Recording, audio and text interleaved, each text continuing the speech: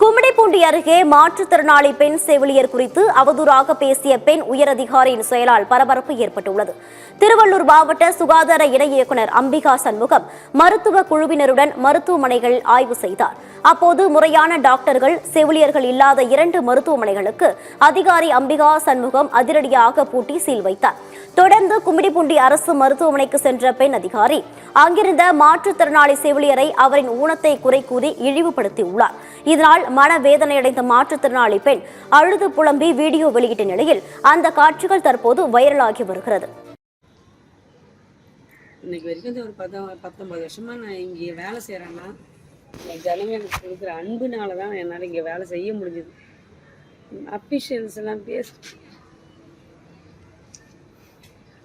எல்லாரும் முன்னாடியும் சொன்னாங்க அந்த மாதிரி பேசுறாங்க. ஆமாம் சார், இப்படி நிற்கிறியே, உங்ககிட்ட எந்த பேஷண்ட் வரும்? இப்படி நிற்கிறியே எந்த பேஷண்ட் வரும்?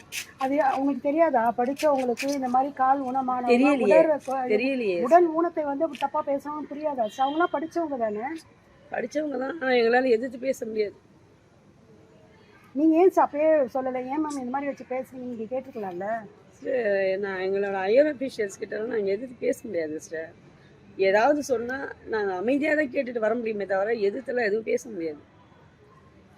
நீங்கள் என்ன பேசுகிற முடியும் சொல்லுங்கள்? நான் ஆஃப்டர் ஒரு ஏஎன்எம், நான் என்ன பேச முடியும் அவங்கள்ட்ட?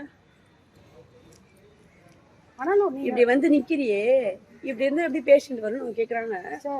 நான் என்ன கேட்க முடியும் அவங்கள்ட்ட? நான் ஒன்றுமே கேட்க முடியாது. நான் அமைதியாக சாரி மேடம் அப்படிதான் சொல்லிட்டு வரணும். என்னோட இயலாமை நான் கடவுள் கிட்ட தான் சொல்ல முடியும். நான் வெளியே நின்று பார்த்துட்டு தானே இருந்தேன், எல்லாத்தையும் பார்த்துட்டு தான். அவ்வளோ ஏன்னா இவங்க அப்படி கேட்குறாங்களேன்னு நினச்சிட்டு தான் வந்தேன். சாதாரண ஒரு ஆளை கூட நான் வீட்டில் கூட போய் சொல்லி அழலை. இதை இங்கே அழுதேன், இதோடு விட்டு போயிட்டேன். திருப்பி இங்கே வந்ததுக்கப்புறம் எல்லாரும் கேட்கும்போது எனக்கு அது எல்லாம் ஆறுதல் சொல்லும் போது தான் திருப்பி அதை நான் நினைக்கவே ஆரம்பிச்சேன். வீட்டில் நம்ம கஷ்டத்தை காமிக்கக்கூடாது.